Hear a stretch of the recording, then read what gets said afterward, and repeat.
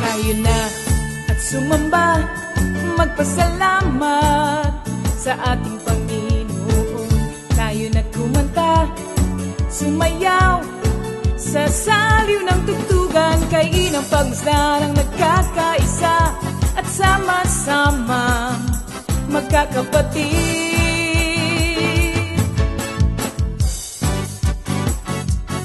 Tayo na't sumamba, kumanta. Tayo na sumamba, sumayaw kay Jesus. Tayo na at sumamba, magpasalamat sa ating Panginoon. Tayo na't kumanta, sumayaw sa saliw ng tugtugan, kay inang pagmasdan ang nagkakaisa at sama-sama magkakapatid. Kay Jesus ang iyong problema, magdasal, maghintay, magtiwala. Sa oras ng pangangailangan, si Jesus ang katugunan. Si Jesus ang ating Panginoon, kailanman di kanya iiwan. Si Jesus ang ating Panginoon, kasama sa lahat ng oras. Papuri at pasasalamat tanging sa'yo, alay. Tanging sa'yo, alay.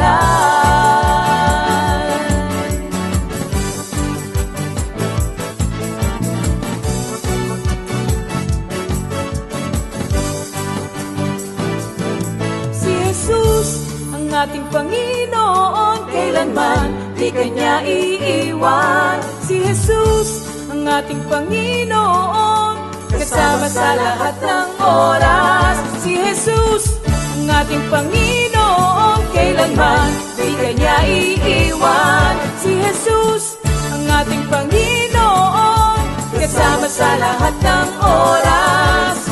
Papuri at pasasalamat tanging sa'yo, alay.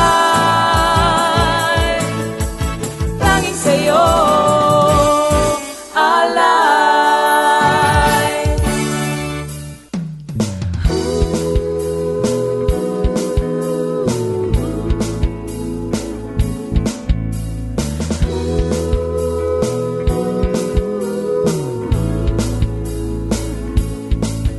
Pinagpalang buhay ang kaloob ng Diyos sa lahat ng tao. May takot sa Kanya. Pinagpalang buhay ang kaloob ng Diyos sa lahat ng tao. Nagtitiwala. Hallelujah! Blessed evening, brothers and sisters. Welcome once again to our midweek Bible study. Gaya nga na sinasabi ng salita ng Panginoon Diyos sa Hebrews 10:25, let us not give up the habit of meeting together as some are doing, but instead let us encourage one another since we see that the day of the Lord is coming near. Welcome po ulit mga kapatid.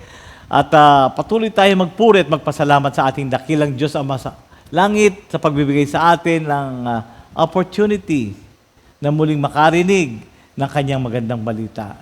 Hindi lang magandang balita, kundi mabuting balita. Yan. Before anything else, samahan niyo po ako sa ating panalangin. Thank you, Lord. Thank you, Jesus. Dakilang Ama sa langit, maraming salamat po sa gabing ito, sa kalayaan na pinagkaloob mo sa amin, kalayaan na kami makapag-aral, makarinig ng iyong mga banal na salita. Ama, sa gabing ito, pangunahan niyo po kami sapagkat inaamin namin ang aming kawalan. Wala po kami magagawa kung wala po kayo, Ama. Kaya gabayan niyo po kami. Give us your double portion of your anointing, Father God, mula sa maglilid sa pag-awit, Panginoon, sa music ministry, of course, sa band, Father God. We ask for Thy anointing to be upon them, at higit sa lahat sa kapatid namin gagamitin sa pagpapahayag na iyong mga banal na salita. Lord, bless his lips, put the words on his mouth, Father God, and may your name be glorified tonight. Again, Lord, we give you the highest praise, glory, and honor. In Jesus' mighty name we pray. Amen and amen. Thank you, Lord. Yan. Okay, announcement. Una po sa lahat, everyone, as in all Comfy family is invited. North, East, West, South, all outreach. Kahit mga nasa abroad po. It's the 43rd anniversary of Mendez Outreach on May 27, 2026, Wednesday, 9 a.m. onwards po at the Olaes Resort, Mendez, Cavite. Their theme is 2 Peter 3 verse 18. No food payment. Uy! Wardrobe summer outfit, decent and comfortable. Yan. Pangalawa po, everyone is also invited to the 34th anniversary of San Fabian Outreach, June 7, 2026. It's a Sunday, 9 a.m. onwards at our San Fabian Comfy Church. Ang team po nila, Kawikaan 10:6. Okay, Proverbs 10:6. No payment for food. We will celebrate the goodness and faithfulness of our Lord. At ikatlo po mga kapatid, on June 7, 2026, Sunday, after lunch, or after din ng fellowship, Doc Mon is offering the following. Una po, the 2026 flu vaccine, 4 strains.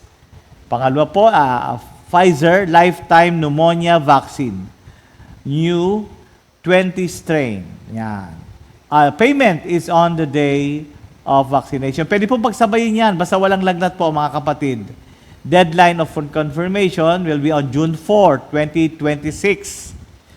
For further details, inquiries, and confirmation, kindly coordinate with Sister Jam Mercado by Facebook Messenger. Yan. Thank you, Lord. And of course, hindi natin makakalimutan ang mga kapatid nating nagse-celebrate ng kanilang special day. May 20, 2026.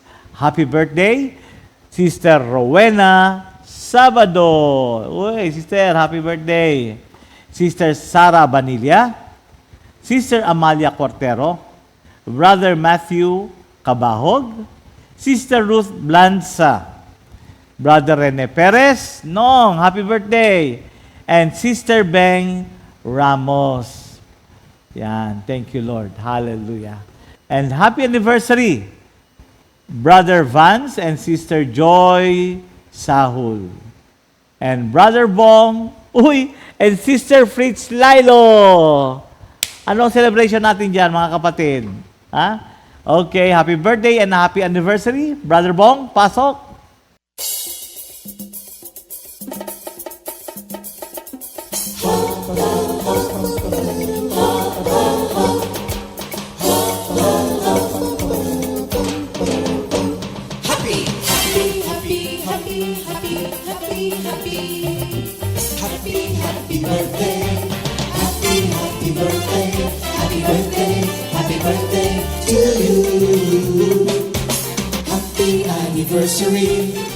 Happy anniversary, happy anniversary.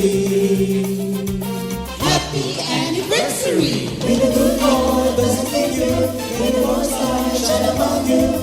Happy anniversary to you. Happy birthday to you.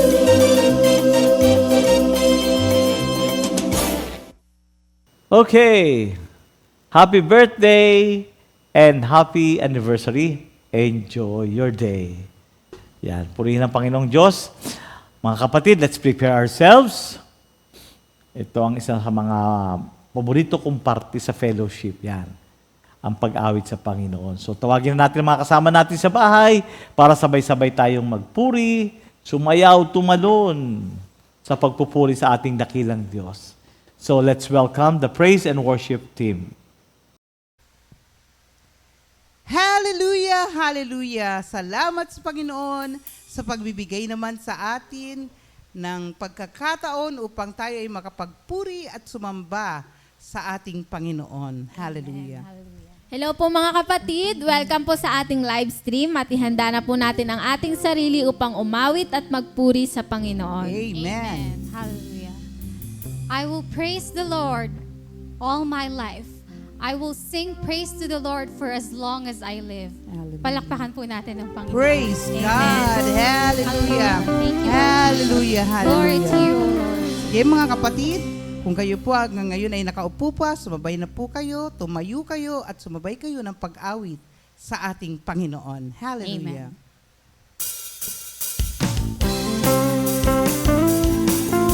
Di ko na malilimutan.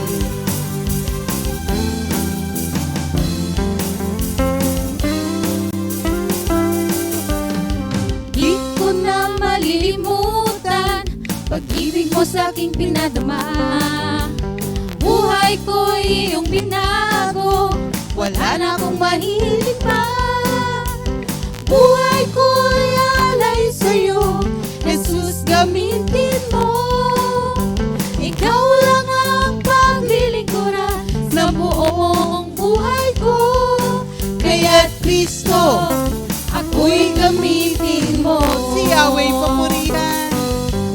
Si Yahweh ay papurihan, buong pusong paglilingkuran.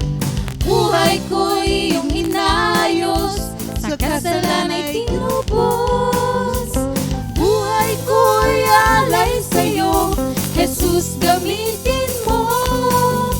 Ikaw lang ang paglilingkuran sa buong buhay ko. Kaya't Kristo, ako'y gamitin mo. Saan pa? Di ko na malilimutan.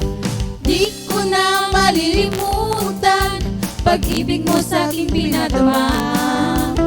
Buhay ko iyong binago, wala na akong mahilig pa. Buhay ko ay alay sa'yo, Jesus gamitin mo. Ikaw lang ang paglilingkuran sa buong buhay ko. Kaya't Kristo, ako'y gamitin mo. Si Yahweh papurihan. Si Yahweh ay papurihan, buong pusong paglilingkuran. Buhay ko iyong inayos, sa kasalan ay tinubos.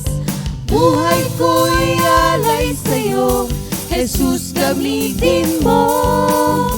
Ikaw lang ang paglilingkuran sa buong buhay ko. Kaya't Kristo, ako'y gamitin mo.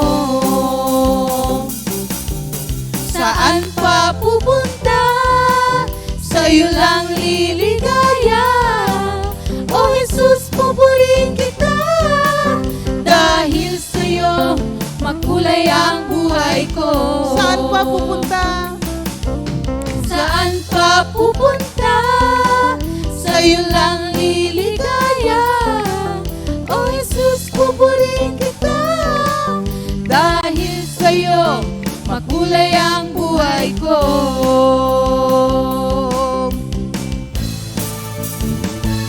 Halina't purihin, Luwalhatiin ang ating Panginoon. Puso ko'y nagpupuri, nagluluwalhati sa'yo. Pagdating ng umaga, pag-ibig mo'y aking nadarama. Pagsapit ng tanghali at gabi, patuloy ang grasya. Ikaw, Jesus, ang dahilan nitong ngiti sa aking mga labi. Buhay ko'y pinupuno mo ng pagpapala. halina't Purihin, luwalhatiin ang ating Panginoon. nagpupuri, nagluluwalhati sa'yo. Pagdating ng umaga, pag-ibig mo'y aking nadarama. Pagsapit ng tanghali at gabi, patuloy ang grasya. Ikaw, Jesus, ang dahilan nitong ngiti sa aking mga labi. Buhay ko'y pinupuno mo ng pagpapala. Kahit kailan, di mo ako pinabayaan. Kahit saan, lagi akong sinasamahan. Kaya't buhay ko'y sa'yo lang inilaan. Kaya't buhay ko'y sa'yo lang inilaan. Kaya't buhay ko'y sa'yo lang inilaan. Hallelujah. Thank Praise you, you, Lord Jesus. Jesus. Thank you, Lord. Thank you, Jesus.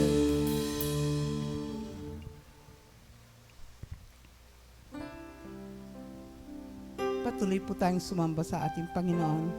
At tandaan natin, hindi nagbabago ang pag-ibig ng Diyos sa ating lahat. Hallelujah. O Panginoon, kay buti mo sa lahat ng panahon. Bawat saglit, bawat hibig, ako'y tinutugon.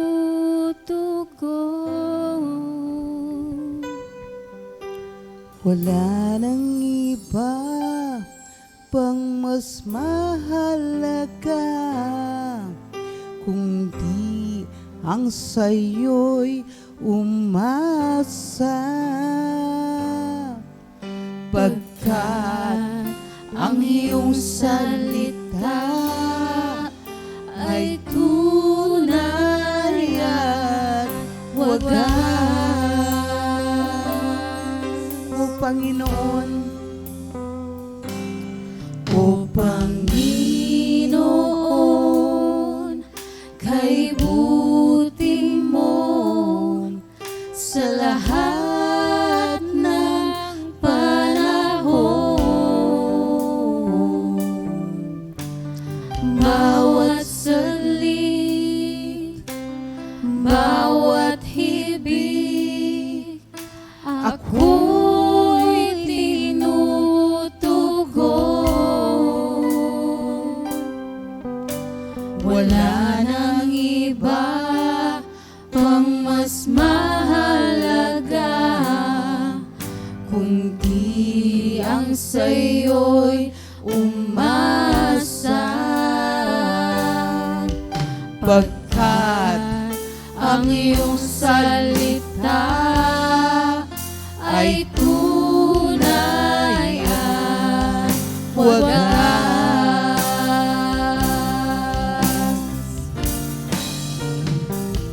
O Jesus, kay buti mo, papuri ay para sa'yo. Hindi na kaya pang mabago ang nadarama ko. O Jesus, kay buti mo, papuri ay para sa'yo.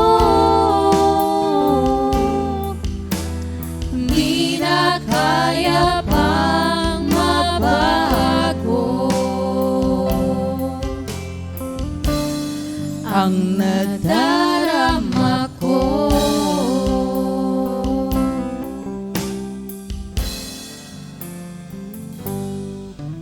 Pupurihin kita ng buong puso ko, ng buong lakas at kaluluwa ko. Itataas sa banal na ngalan mo, ngayon at magpakailan pa man. Ihahayag ko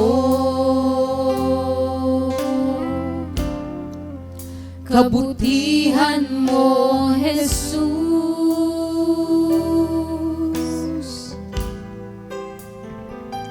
Ihahayag ko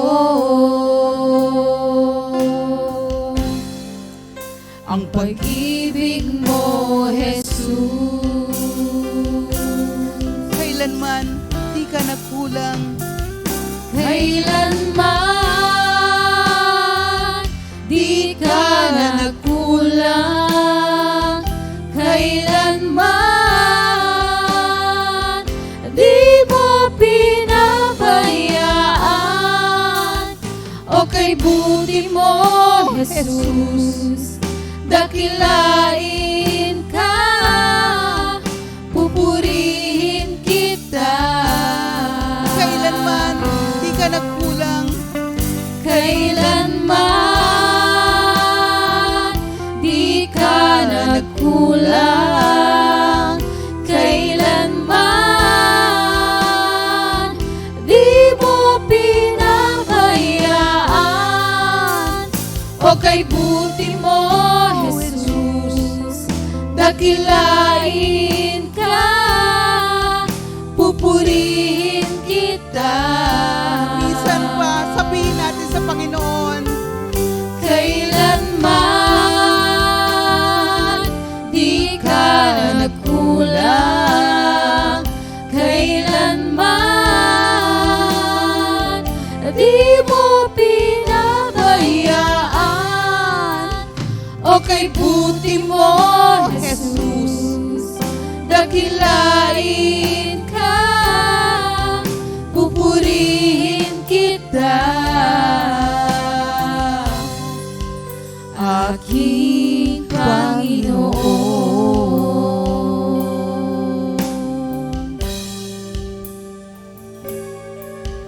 pupurihin kita.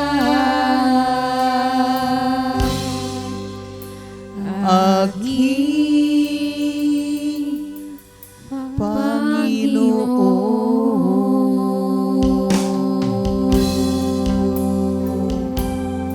Hallelujah.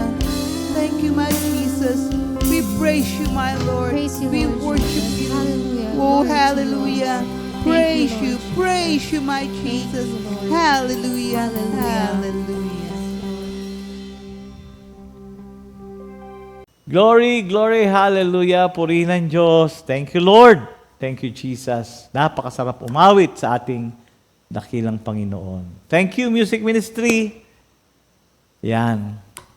Last week, Minister Sandy Laresa closed the second chapter of the book of the Philippians. And tonight, let us welcome my co-patriarch, co-worker, Minister Boy Salvacion, as he opens chapter 3 of Philippians. Thank you, Lord. Let's welcome our brother. Thank you, Lord. Magandang gabi po, mga kapatid. At salamat na ma-assign uli na maging bahagi ng inyong buhay espiritual. At thank you po na tuloy-tuloy tayo sa pag-aaral ng tungkol sa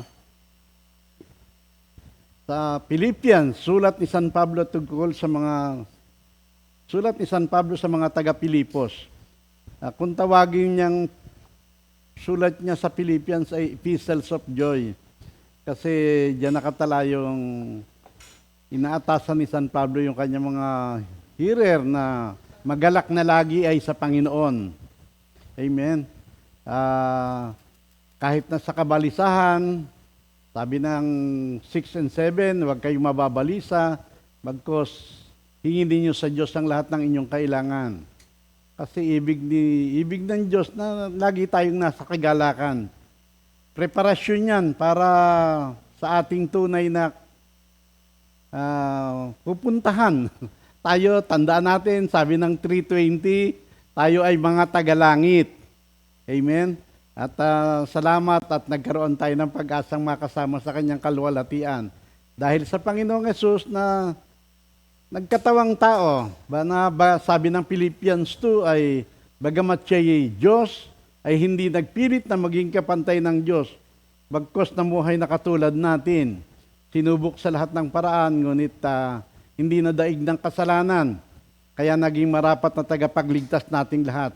At ang pakatandaan natin, yung mabuting bagay na kanya nang sinimulan sa ating buhay, tuloy-tuloy niyang gaganapin yan hanggang sa makaabot tayo sa hangganan. Amen? So, epistles of joy. Ang sabi ng verse 3:1, sa wakas mga kapatid, magala kayo sa Panginoon. Yun nga palang teksto natin ay nakatala sa Philippians 3:1 hanggang 3. Babasahin ko muna. Sa wakas mga kapatid, magala kayo sa Panginoon. Hindi kaabalahan sa akin na ulit-uliting isulat sa inyo ang mga bagay na ito. At ito na may sa ikabubuti ninyo. Mag-ingat kayo sa mga taong asal hayop. May hilig sa paggawa ng masama at nagpupungos ng masiselang bahagi ng katawan. Alalahanin ninyong hindi sila kundi tayo ang tunay na tuli, sapagkat hindi tayo nangahawak sa mga panlabas na tuntunin.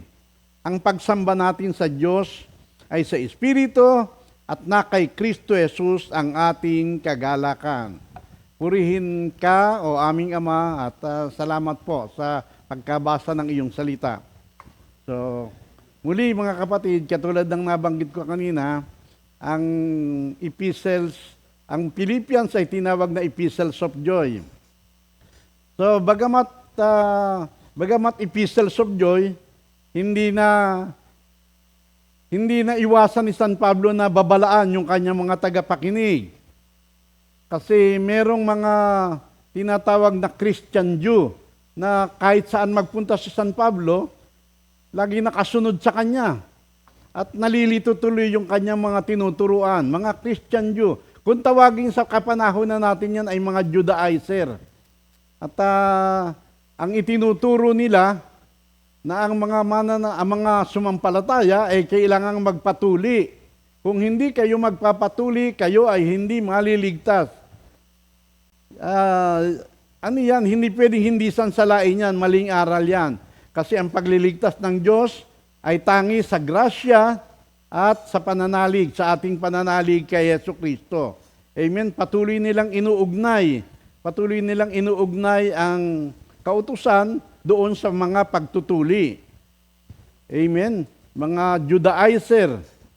Handa natin, ang pagtutuli, yung circumcision, yan ay covenant marker. Tanda yan ng Diyos para sa mga Hudyo.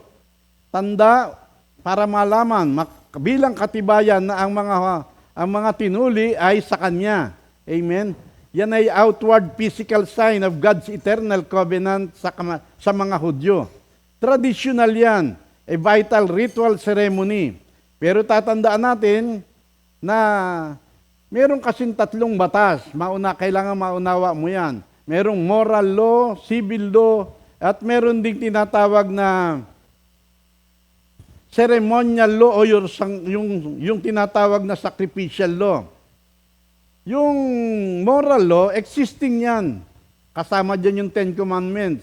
Hanggang ngayon, umiiral yan. At ginagawa nating gabay, patnubay sa ating buhay Kristiyano. Yung civil law, wala na rin tayo ron.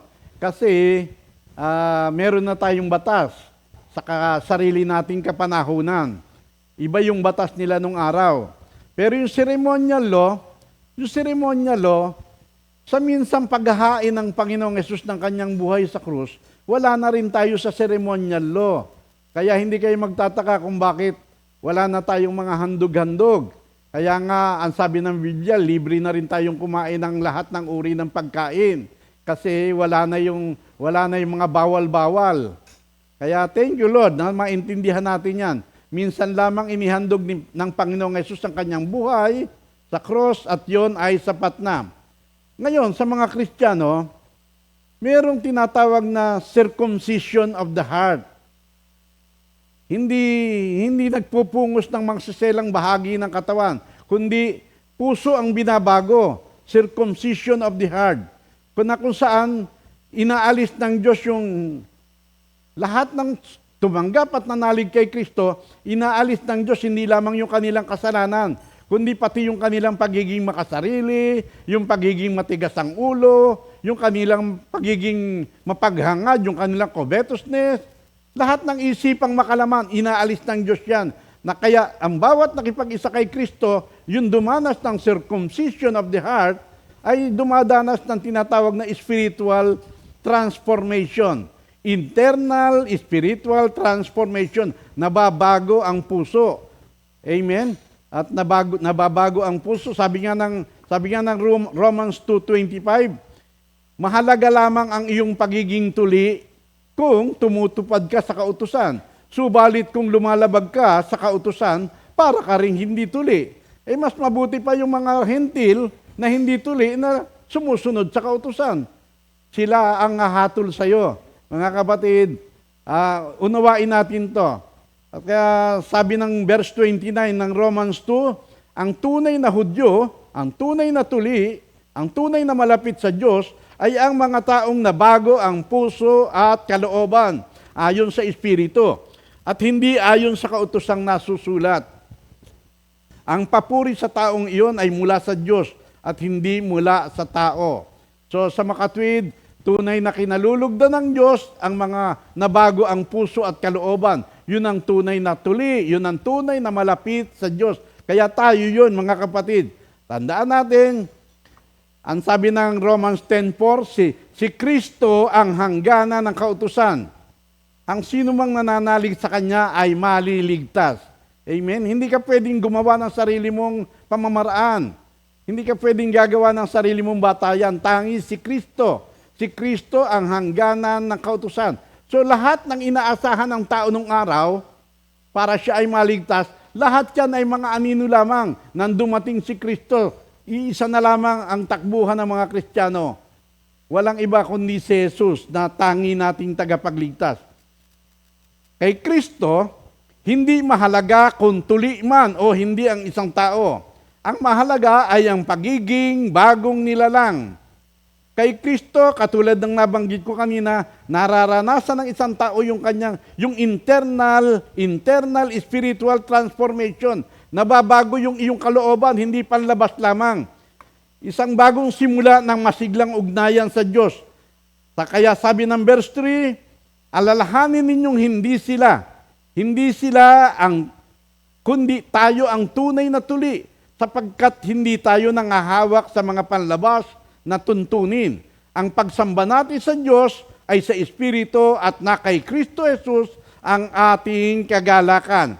Alalahanin mo lagi, huwag mong lilimutin na tayo ang tunay na malapit sa Diyos. Tayo yung tunay na mga binago ang puso at kalooban. Amen? Sapagkat hindi na tayo nangahawak sa mga panlabas na uri ng kabanalan. Hindi na pakitang tao ang buhay Kristiyano. Hindi na tayo nananangal sa mga panlabas na tuntunin. Ang pagsamba natin sa Diyos ay sa Espiritu, tunay na pagkakilala yan, mga kapatid. Hindi yan katulad ng ating nama ng mga aral na kailangan mo ng visual aid. Dito, ang pagsamba natin sa Espiritu, sapat na malaman mo na ang Diyos mismo ay sumasayo. Ang pagsamba natin ay sa Espiritu at ang kagalakan natin ay si Kristo. Na ina-acknowledge mo, lagi mong kinikilala na kung hindi dumating si Kristo, malayong-malayo tayo sa Diyos. At banal ang Diyos, tayo ay marumi, makasalanan. Kaya walang anumang ugnayan ang tao sa Diyos. Pero salamat na lamang at dumating ang Panginoong Yesus ang nag-iisang daan. Siyang katotohanan, kaya nararanasan natin ngayon ang tunay na buhay. At take note, tandaan ninyo, hindi lamang ang pagsamba natin sa Diyos ay sa Espiritu, ang kagalakan natin ay walang iba kundi yung tangi natin tagapagligtas na si Kristo. At hindi na tayo nananangan sa mga panlabas na tuntunin. Amen? Ang sabi ni San Pablo, kung sa bagay, sa verse 4, kung sa bagay, mayroon akong sapat na dahilan upang manghawak sa mga panlabas na tuntunin. Kung iniisip ni naman na may katwiran siyang magtiwala sa ganitong gawain, lalo na ako. Kasi sabi ni San Pablo, ako ay tinuli. Mula nang ako isilang, 8 araw ako itinuli. Ibig sabihin, si San Pablo ay tunay na Hudyo. Amen. Bagamat si San Pablo, mayroong talata na nagsasabing Roman citizen, pero ang magulang ni San Pablo, tatay at nanay niya ay pawang Hudyo. Kaya, by birth, talagang Hudyong-Hudyo. Hudyong-Hudyo si San Pablo. Mga kapatid, ako ay tinuli sa 8 araw. So pwede mo kasing ipagmalaki yung racial nature mo. Pero sabi ni San Pablo, wala lang sa akin niya kahit na ako'y Hudyo. Tinuli ako sa 8 araw. Pero sabi niya, wala lang sa akin yan. Sa totoo lang, ako ay isang tunay na Hebreyo, isang tunay na Israelita. Pagka sinabing katutubong Hebreyo at tunay na Israelita, ibig sabihin, ipinapahayag ni San Pablo na siya, katulad natin, ay mga inapo. Siya ay inapo ni Jacob. Kilala niyo ba si Jacob? Si Jacob ay anak ni Isaac. 2 ang anak ni Isaac. Si Jacob at si Esau. Ngayon, ang mga halimbawa, ang mga Arab, Muslim, mga Hudyo, pwedeng manangan kay Abraham. Kasi si Abraham ay kinikilala bilang patriarka ng maraming sekta, ng maraming relihiyon. Hindi lamang Hudyo at Kristiyano ang kumikilala kay Abraham. Ang mga Edomite, yung mga anak at mga inapo, mga lahi ni Esau, ay pwedeng manangan ay kay Isaac. Amen? Pero, take note, tangi ang Hudyo lamang at sa kapanahon na natin, pati ang Kristiyano ang pwedeng magmalaki pa tungkol kay Jacob.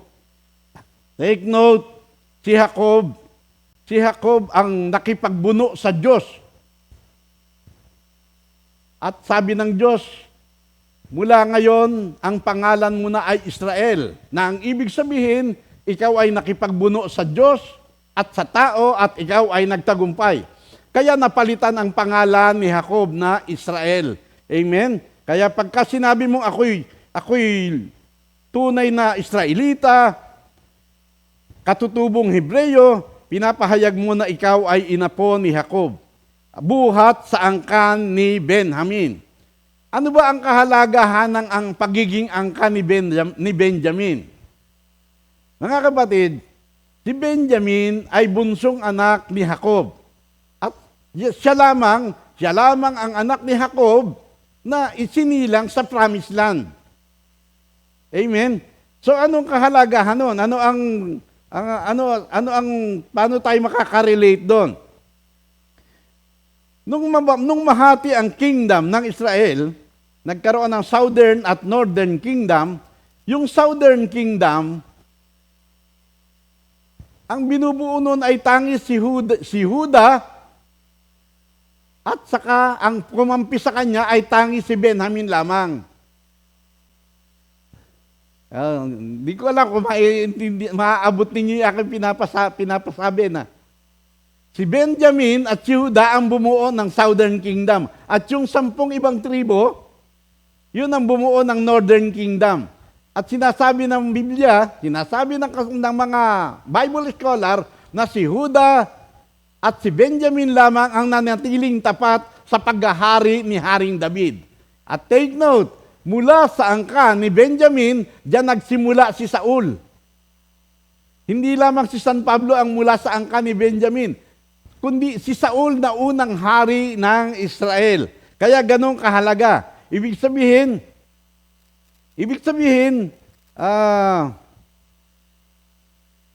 nakita sa kanila yung pagiging loyal nila, yung consistent consistency ng kanilang pananampalataya. Amen. Kaya thank you Lord na ngayon, ngayon sa kapanahunan natin, pwede mo rin ipagmalaki yan. Hindi lamang yung iyong racial nature, kundi pati yung religious nature mo. Maraming Kristiyano na wala nang ipinagmalaki, kundi yung kanilang kamag-anak na pare, na sila ay merong kamag-anak na madre, kamag-anak na pastor. Mga kapatid, wala lahat yan. Ako ay mahabang panahon akong lay minister. At talagang very proud ako ron sa aking pagiging lay minister na maayos lagi ang bihis, kahit na yung pambahay mong suot, yung underwear mo pa rin na yung pagiging lay minister pa rin ang suot mo. Kaya napakaganda. Naipagmamalaki ko yon. Minsan, nangailangan kami ng litrato para sa ID. Nagpakuha ko ng litrato sa studio. Yung background, kulay blue. Ang ganda-ganda ng kuha, parang feeling ko, parang guwapong-guwapo ako. Pinakita ko sa anak ko yung litrato. Ang sabi ng aking anak, sabi niya, "Pa, para ka nang pupunta sa langit ah." Lalo ako natuwa kasi ganda ng comment eh. One time, nasa lubong ko si Pastor Fred, dala-dala ko yung litrato palagian eh. Pinakita ko kay Pastor Fred yung litrato. Ang sabi ni Pastor Fred, "Tigil-tigilan mo na nga yung kalokohan mo." Mga kapatid, unawain natin, si Kristo ang pinakamahalaga. Kahit na anong sincere mo, kahit na very sincere ka doon sa iyong ginagawang religious activity, pagka hindi nakapokus kay Jesus Christ, wala yan. Wala ka may pagmamalaki dyan, mga kapatid. Handaan natin, nung araw na ako'y lay minister, hindi ito paninira. Pagka Pasko, binubuo namin yung simbang gabi. Pagka mahal na araw, sumasama kami sa mga pagdalaw sa mga iglesia. Ang tawag yata ron ay bisita iglesia. Lagi mong binubuo yung the way of the cross. Lahat maraming mga gawain. At sa mga prosesyon, mga parada, lagi kaming kasama. At pwede mo ipagmalaki talaga. Sabi ni San Pablo, kung meron man nag-iisip na pwedeng manangan sa mga ganyang bagay, mga panlabas na tuntunin, lalo na ako. At ako'y masasabi ko rin, lalo na ako. Kasi pinanggalingan ko yan, mga kapatid. Pero sabi ni San Pablo, dahil kay Kristo, itinuring ko ang lahat ng bagay ay ang mga bagay na maaari kong ibilang na pakinabang, inari kong kalugihan. Inari kong kalugihan ng lahat ng bagay bilang kapalit ng lalong mahalaga ang pagkakilala kay Kristo Jesus na aking Panginoon. Ang lahat ng bagay, ipinalagay kong walang kabuluhan, makamtan ko lamang si Kristo. Tatandaan natin, si San Pablo nung siya'y Hudyo, nasa kanyang karangalan, magandang kanyang katayuan, mataas ang pwesto sa lipunan, maraming pera, pero sabi niya, itinuring kong walang kabuluhan ang lahat ng bagay, basura, walang kwenta, walang halaga. Dahil kay Kristo, dahil lamang kay Kristo na tayo ay naging katanggap-tanggap at marapat sa harapan ng ating Diyos. Hindi sa anumang ating katangian. Hindi dahil sa ikaw ay gwapo, marunong, na ikaw ay miyembro ng ganito. Marami akong kakilala na kung mag-post sa Facebook talagang parang very kagalang-galang Pero tandaan mo, puso ang tinitignan ng Diyos sa ating lahat. Hanggang hindi ka nakasentro kay Kristo, walang halaga ang lahat ng bagay. Amen? Pwede mo ipagmalakihan yung social standing mo, kapangyarihan, influence, pero ang mga bagay na maaari kong ibilang na pakinabang, inari kong kalugihan, mga walang kabuluhan, walang kwenta, basura lahat. Kaya salamat sa Diyos na makamtan ko lamang si Kristo na tanging mahalaga. Kaya ngayon, masasabi ko na wala nang iba. Kung hindi rin lang kay Jesus Christ, hindi na ako Hindi na ako maggugugol ng anumang panahon sa relihiyon. Wala lahat kabuluhan. Pero dahil kay Kristo, kaya pala ang sabi ng Panginoong Yesus, manatili kayo sa akin. Remain in me. Dwell in me. Hiwalay kay Kristo. Balik na naman tayo sa ating dating buhay. Payabangan, pahusayan, nakakasawa ang buhay ng mga yan. Pero salamat at ang sabi ni San Pablo sa Philippians 3:9 hanggang 11. Wala na akong pinakananais ngayon, kundi tanging hangarin ko ngayon lubusang makilala si Kristo. Wala na siyang ibang nais, kundi makilala si Kristo, maranasan ang kapangyarihan ng kanyang pagkabuhay na maguli, at makahati sa kanyang mga hirap, at matulad sa kanya, pati sa kanyang kamatayan. Sa pag-asang ako man ay mumuling bubuhayin. Amen? Yan na yun. Sa pag-asang ako man ay muling bubuhayin. Yan na yung pinakamayor. Yan ang talagang goal ng bawat Kristiyano. Makasama ni Kristo, muling mabuhay at makasama ni Kristo sa kanyang kaluwalhatian. Amen? At tandaan natin, hindi sa pamamagitan ng mga kautusan na ang tao ay nagiging matuwid sa harapan ng Diyos. Tangi, grasya, at sa pananampalataya natin kay Kristo. Kaya wala na akong pinakahangad, kundi makamtan si Kristo ang lalong pinakamahalaga sa aking buhay. Amen? At nakaakma yan do sa ating team ngayong year 2026 na to know Him more, to love Him more, to serve Him more, to gain Him more. Makamtan ko lamang si Kristo. Amen. Salamat sa Diyos na sa pag-asang ako man ay muling bubuhayin. Yan ang ultimate experience, gaining Christ. Amen. Kaya sa ating pagtatapos, ang sabi ng 2 Timothy 2:8, alalahanin mong lagi si Jesucristo, ang mula sa angkan ni David, ang muling binuhay. Ito ang mabuting balita na ipinangangaral ko. Alalahanin mong lagi si Jesucristo, ang mula sa angkan ni David. Ibig sabihin si Jesus, ang lahat ng inihula ng mga propeta, ang laman ng mga isinulat ni Moises, ang laman ng mga aklat ng awit. Walang iba yan kundi si Jesus yan. Mula't mula pa, alalahanin mo si Jesucristo, ang mula sa angkan ni David, ang muling nabuhay. Ito ang mabuting balita na ipinangangaral ko sa inyo. Mabuting balita na ipinagkatiwala kila mami nung araw, ipinasa sa ating mga worker, at ngayon aking pinapahayag sa inyo.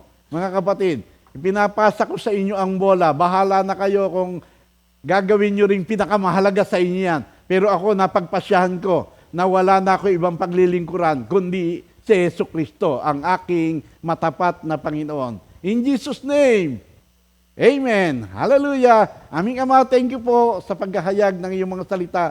Thank you po, Lord, at ginamit mo po, pinuno po ng grasya ang aking labi. At hindi lamang po ako nakinabang, kundi pati ang aming mga kapatiran. Thank you in Jesus' name. Amen. Amen. Hallelujah. 2 Timothy 2:2.